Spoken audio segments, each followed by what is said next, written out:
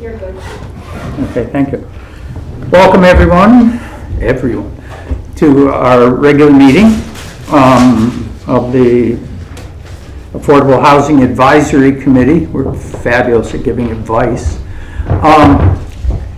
And before we start, as always, we will take a moment to acknowledge that we are on the unceded and traditional lands of the Mi'kmaq people, and we are grateful for that, and we operate out of respect for them.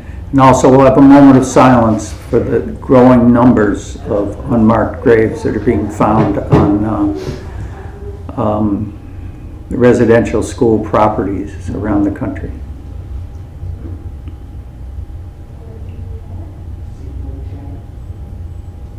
Thank you. Okay.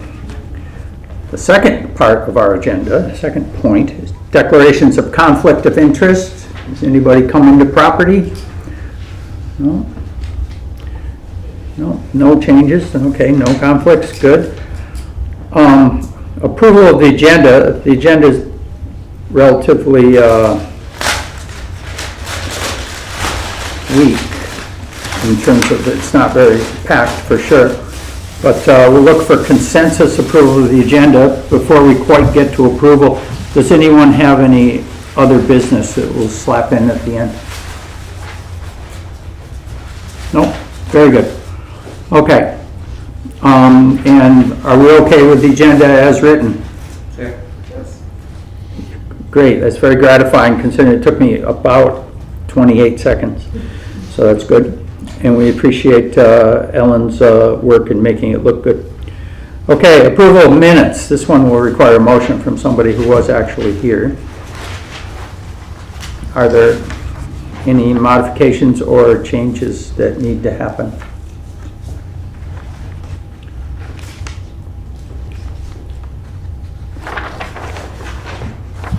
No, hearing none. We'll entertain a motion to approve the minutes. Thank you, Paul. Do we have a seconder? Jamie? All those in favor say aye. Those opposed say no. Good, thank you. Okay, business arising from the minutes. It's all included in our discussions on the agenda, I think. And so I think we'll just jump to that with your permission. Sure.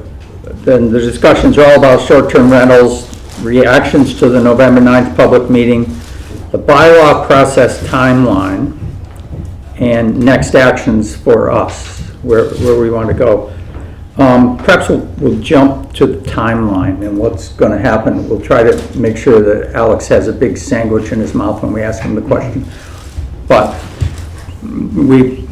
I assume most of us monitored the public meeting if they weren't there.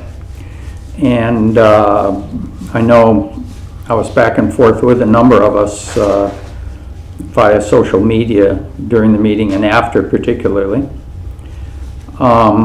So I think probably, how are you doing? I'm fine. Yeah, okay. Okay. That was called me vamping there. Okay. What's our expected timeline here? Again, we did indicate at the public meeting that we were going to take us some time to go through all of the submissions. We've been somewhat disjointed since the public meeting because we're out of our offices. I was away for a couple of days, so I haven't even had a chance to talk to Robert. But again, we wanted to make sure that we, as we respond back to planning board and council, we give pretty detailed, responses to some of those concerns that were brought up at the meeting. That's our job, is to balance the input that came in, to articulate why we're taking the position we're taking, and then we'll report back to planning board and council. And again, we suggested that due to the volume of that may take us to get through all of that, that may not be in December, but that's where it got left off. Maybe Roberts knows something I don't, but. Okay, so maybe December as habit of snuffing out great plans, though. And so we'll see. Robert, do you have anything to add to that? Other than the response that we received has been overwhelming. So last time I counted, I logged into my email this morning. We had about 48 additional short-term rental, like general comments from the public on short-term rentals over the last weekend. So quite a few questions in regards to clarification on some of the regulations. But overwhelmingly, it would seem that most of the residents seem to be in support of staff's recommendation, opting for scenario 1. Okay.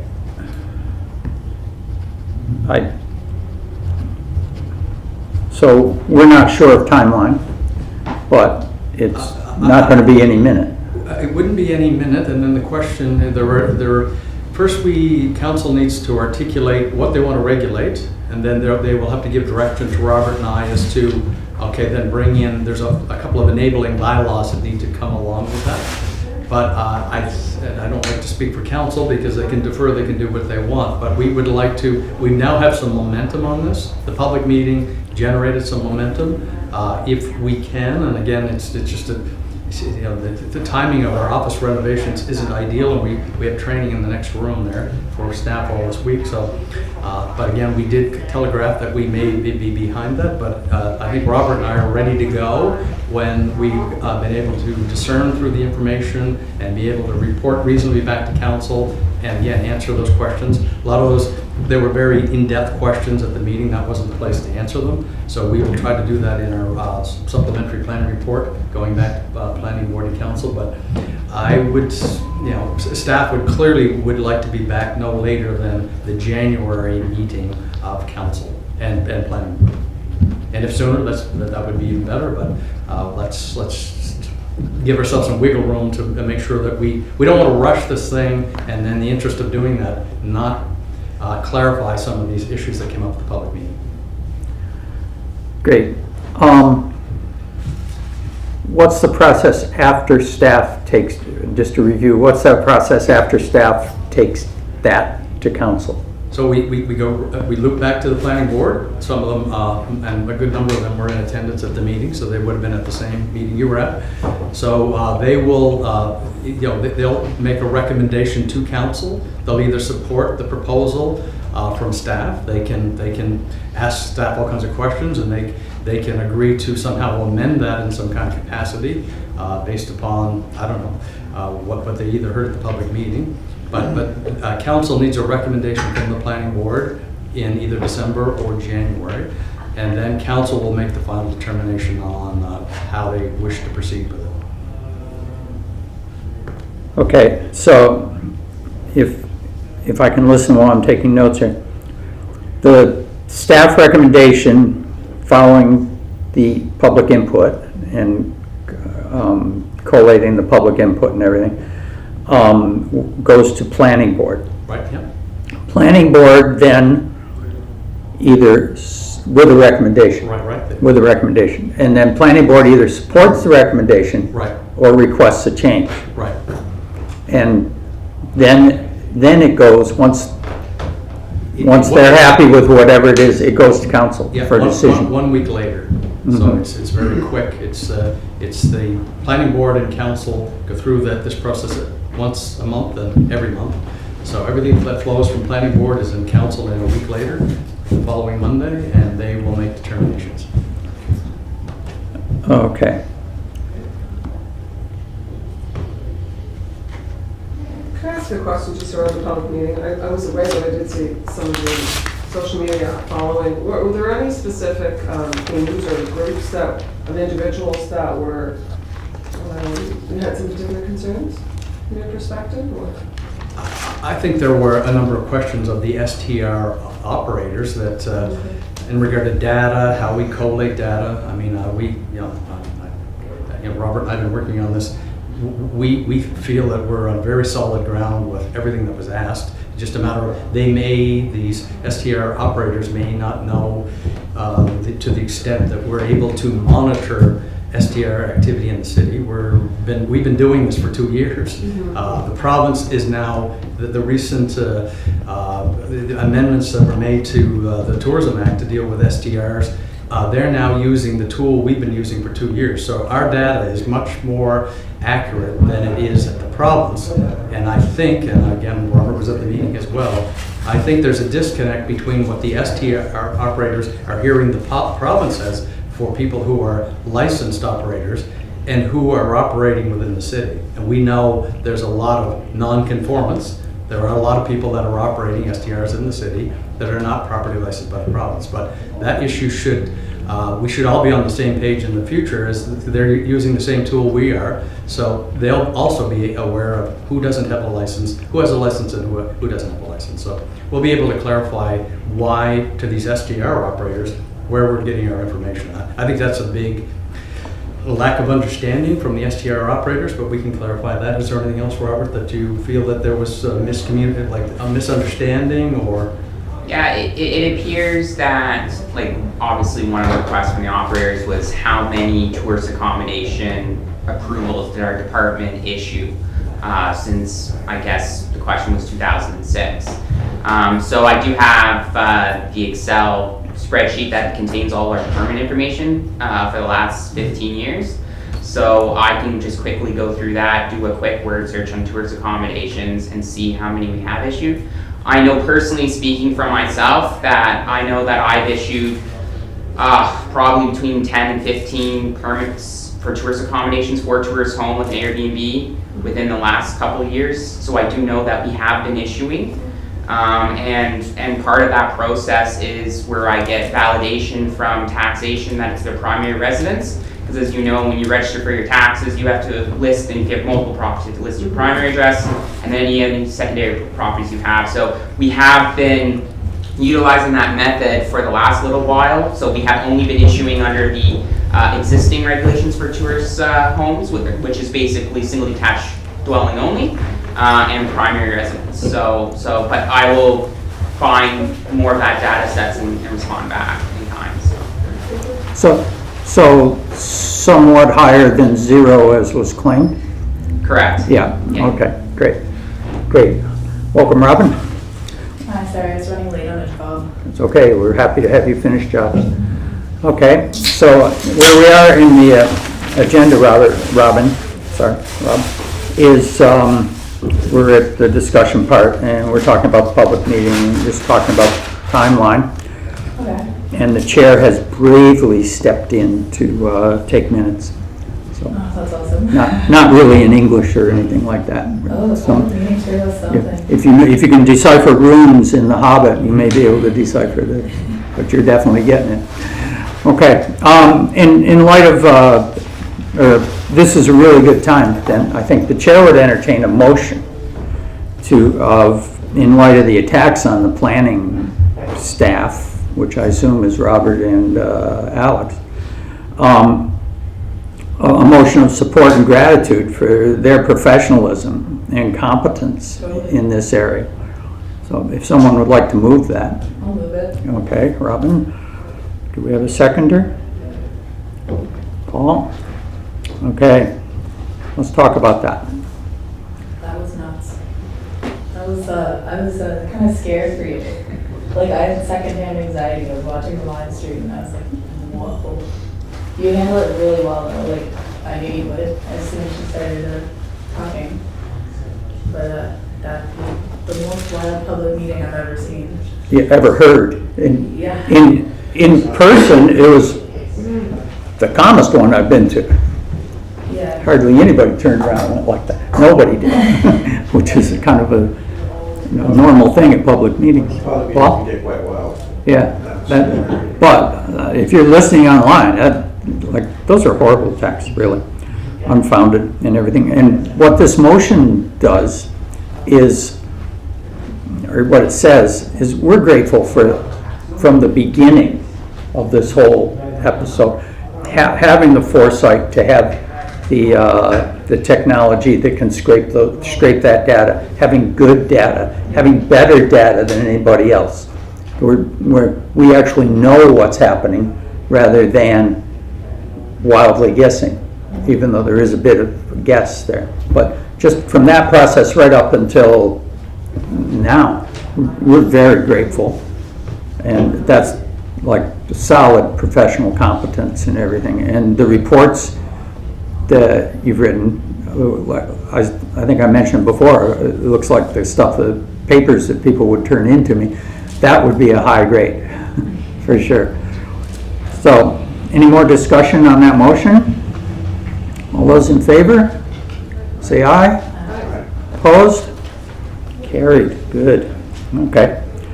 So Robert, if you need to go help train people, feel free at any Training time. for myself, actually. But Yeah, Training for myself, actually. But okay. Okay, good, okay, if you have to go help get trained, Yeah. take about 12 of those sandwiches. Did you get a sandwich, Robert? All right, Robin? thank you. Not yet. Okay. What else about the public meeting struck us? They're gonna be putting on the fight. Pardon me? They're putting up the fight. For sure. Yeah, and they do not go gentle into that good night, no. No, And unfortunately, a lot of them have, deep pockets, so what extent are they gonna take that fight to is kind of yeah, question I would have. I don't know if they would, an argument that works. I mean, like, the facts are there. There is no facts when it came to their argument. Their argument was a tax. But Yeah, yeah, true. they definitely have deep pockets, but I feel like the city's ready for if that happens.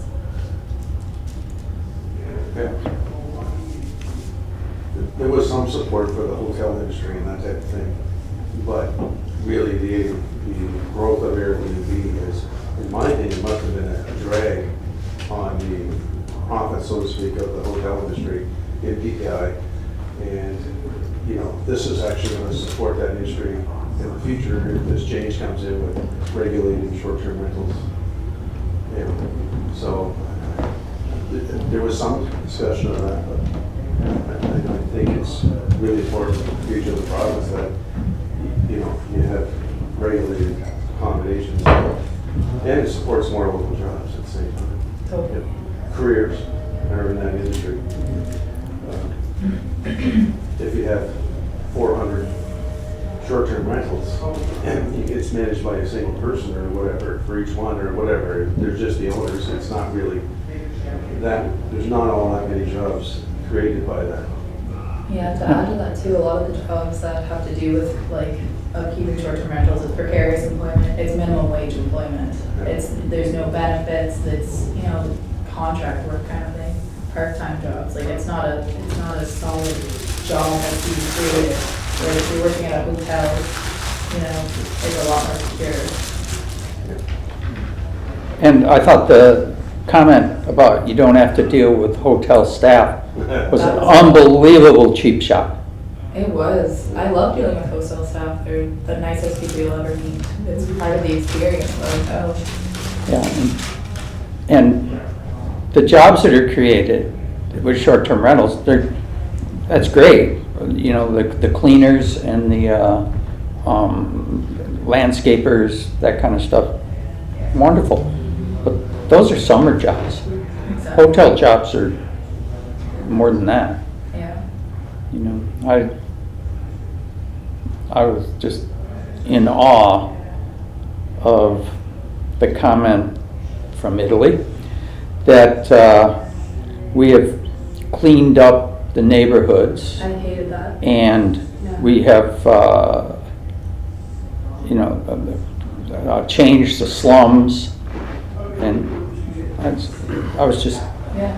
To add very to that, taken aback by too, that. Like, I've literally lived in downtown Charlottetown my entire life, and I've seen, the more short-term rentals creep in, the less neighbors I have. There's no community anymore. There's no kids playing outside. Well, there is, but not nearly as many as there used to be. Like, where are my neighbors now? There's no community. Downtown Charlottetown has never been slums and drug houses. What they were really saying is, we evicted poor people, flipped their apartments, and now they're short-term rentals. Yeah, and I thought one of the last speakers spoke to that as a homeowner, and their next door is become very untenable. Yeah, I mean, I live next to an Airbnb on King Street, and it was really hard, like, it was really loud, like, parties, no absent owner, and, yeah, just, there's no community when your community's full of ghost hotels.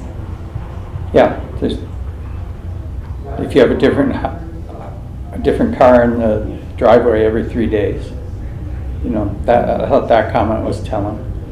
And when the person I was referring to stood up and spoke about what it's done to their neighborhood, they live in a high-end neighborhood, so it's all over. It's a relatively affordable neighborhood, very high-end neighborhood, Yeah. whatever. So it's a real challenge. I've been speaking informally with some of the non-council members of planning board, just happened to bump into them or whatever. And I got a message from somebody yesterday that had been speaking to a counselor, saying they're very concerned with hearing we have to strike a balance. And that, I don't think we need to strike a balance. I don't think there can be a balance. You're either here or you're there. Yeah. I get up every morning early. It's a curse. Or I wake up every morning early. And I've had the same running group for 50 years. We don't run anymore because we're very old. But we walk. And we walk through downtown Charlottetown on Saturday mornings at 4:45. I would invite anybody on planning board to come with us some morning and see the people that are sleeping in the bank vestibules where the instant tellers are, because they're open. See the people that are huddled into doorways like the old Maura McLeod, to give a classic PEI description. It's really scary. There's an article in the paper today about, and Sean is the focus of it. I see Sean every day. I live in Queen Street. And, there's no place to live. It's not a balance. Exactly.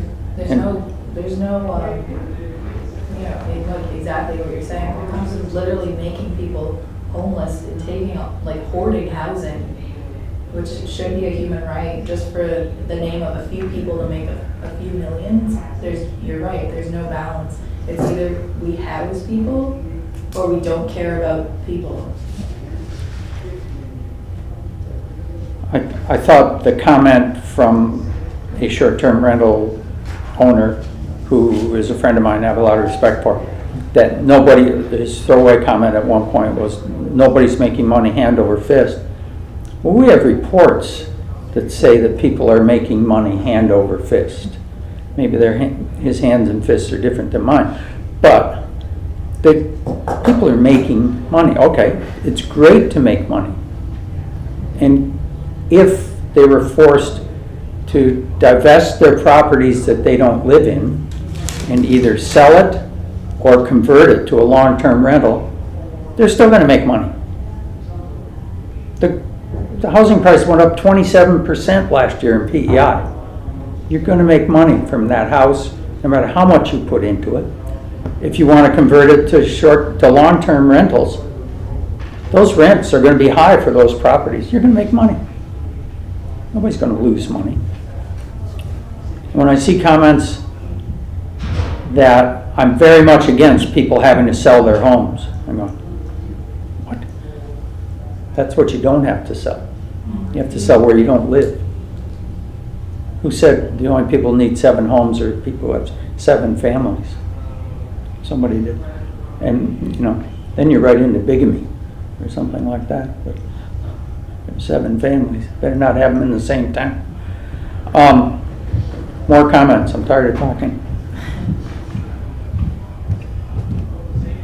No? Okay, so what do? We've made our public statement. We have a really nice picture of me in the paper saying it, and that article was very clear in terms of what happened at the meeting. I thought it was well done. And same with CBC. So that's done. Our submissions to council have certainly been done, right? And I may I have a copy of what I said. I had an extra paragraph on top of it that is no different from anything we've said before in terms of being a housing crisis. I think I'll send that in as a written record. And what else can we do? There's only an actual couple things that us as a committee can really advise, I guess, or recommend to the council or to the planning board. What's directly in control of the city, which is short-term rental regulation, and we may be moving on beyond that, but there's also the affordable housing incentive program that the city's own affordable housing. That's an aspect that we could advise the planning board, or I guess what the committee, planning committee and council or whatever.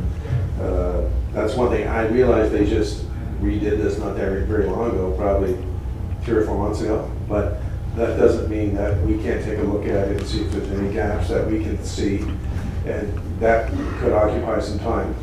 And then after that, really, there's nothing else I don't think that's within control. Alex will know better than me, obviously, but I don't think there's a lot that we can really directly recommend on, except for stuff that affects housing within the city, which is more of a general conversation about the different types of things, which is like housing registries and Yeah. that Like- type of thing, rental registry or whatever. I think we can lobby for the establishment of an actual rental registry. And it may have to be provincial, but then our lobbying would be to the council to request from the province that they do that, but the council in favor of it. The other thing is, I'm still upset about evictions.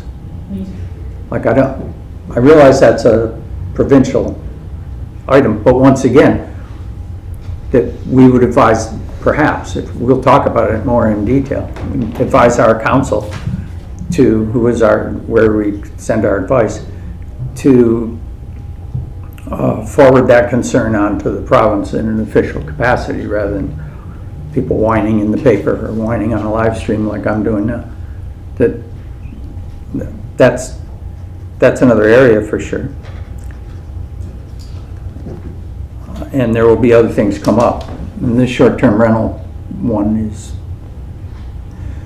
not going to die an easy death either.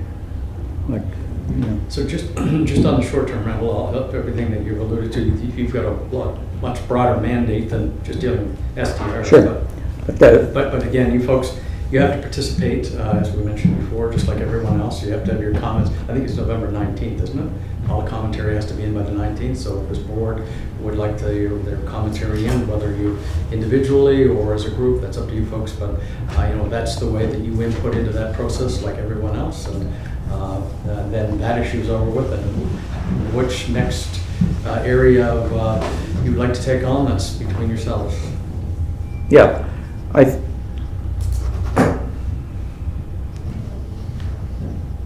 can't do two things at once there.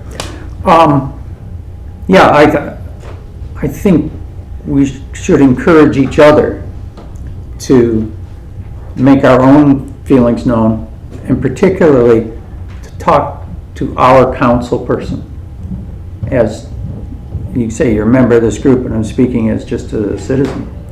And that's where some of the most powerful influence would lie. One-to-one conversation. It's not hard to find your council person, really. And they do answer phones. and uh, you know they're getting phone calls, as you said, from, and they're getting communications from people who don't want any regulation, who want very watered down regulation. Well, as a committee, we are doing what we're supposed to do, but as individuals, and I would encourage anyone watching today on the live stream to do the same. Contact your council person and your counselor and give them your opinion, one way or the other. That's way more powerful than reading a report, believe it or not. And I think after Christmas and maybe in the lead up in December, we look at some of these other areas and decide what we want to chop off. I personally, I need way more education on the Affordable Housing Incentive Program. Like, I've read the stuff the mayor dropped off to us and all that, but I need at least a discussion, if not a class, okay? And registries and evictions, I can certainly, understand that pretty well, in that process. So that's a question. So for the registry, is it a matter of drafting a letter from this committee to the planning committee to request? I would think that kind of. Piece, or how does that? I would think that kind of advice would. It's not about bylaws or anything, so I would think that go direct to council. What do you think, Alex? What is the question? Things that beyond STRs that are not, if Well, you wanted to pursue something else? If we wanted council to formally request from government. Right, yeah, you'd have to send it to the entire council. Yeah. But you may wish to speak to the mayor or, Yeah. we have a planning committee. I know these terms get all interchanged and I understand that, but, so you have a planning committee, which is 5 councilors and the mayor. So they oversee the entire planning department, the budget and everything else. But then the planning board that's when you open up a process. So there's the planning board and then there's council. But, council, planning board is the one that oversees the planning department, what we can do, what we can't do, special projects. So in that interim discussion, you may wish to approach the mayor or somebody else that's on the planning committee to say, this is what we're thinking about. We'd like to get this on to council. Anything that goes to council has to be vetted through a committee. So you'd have to go through the planning committee to get some kind of a request onto the council agenda. You can't just shoot to the council, get on the floor of council, this committee. You have to get vetted through the planning committee, Right. not the planning board. Who's the chair of the planning committee? I think It is Councillor Terry McLeod. And he would be, again, the logical pivot there in regard to, you're thinking about this, whether he suggests you need a meeting with him in the other group, or, but like to get a resolution on the floor of council, it has to flow through a committee. Okay. Who's chair of planning board? Well, the planning board, it's Terry as well. Councillor Terry McLeod. That's what I thought. Yeah, he's the chair of that board as well, which is half citizens, half council. Okay. He's a busy guy. Okay, so our next meeting is scheduled for the 3rd Tuesday in December. I'm thinking I may be putting out eggnog and Christmas cookies for Santa, but let's see what that date is.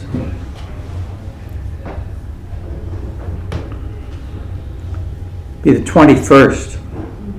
Are we interested in meeting on the 21st? You want to bump it till January? Be fine either way. 21st, like an hour seems to be. So we're okay with that? Okay. Well, let's consider that. Especially if you have some information, if you have some information available at that time. Yeah, we should have a clear idea in regard to either the process is you would be already aware of it, that it went to the December meeting, or that it's going, hopefully to the January meeting. Right?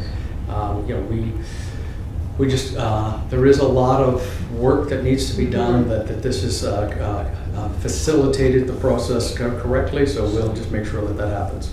And there could be litigation after, we don't know. Yes, there could be, for sure. Okay, so at the very least, we'll get an update on short-term rentals, and then we'll consider these 3 other things that were mentioned. The incentive program, see where we want to go and what we want to pick off first. The idea of a rental registry, and the idea of some control over evictions. So I sneakily got down to number 8, next meeting. Anything else today? We seem to be grinding our wheels a little. So to sum up, if you would like to, I encourage you to contact your own counselor with what you think about short-term rentals as a person rather than a committee member. And then we'll meet to consider these other areas. And if something blows up or something happens, we'll consider that too. Anything else? Pay money for a motion to adjourn? Somebody say that. Good work, Craig. Good work. Okay. It's always in order. Shall we adjourn? Sure. Okay, by consensus. Thank you. Thank you, folks. That's the first time we finished early. What's that? First time we finished early. Well, yes. I'm taking full credit for that. No, not really. And then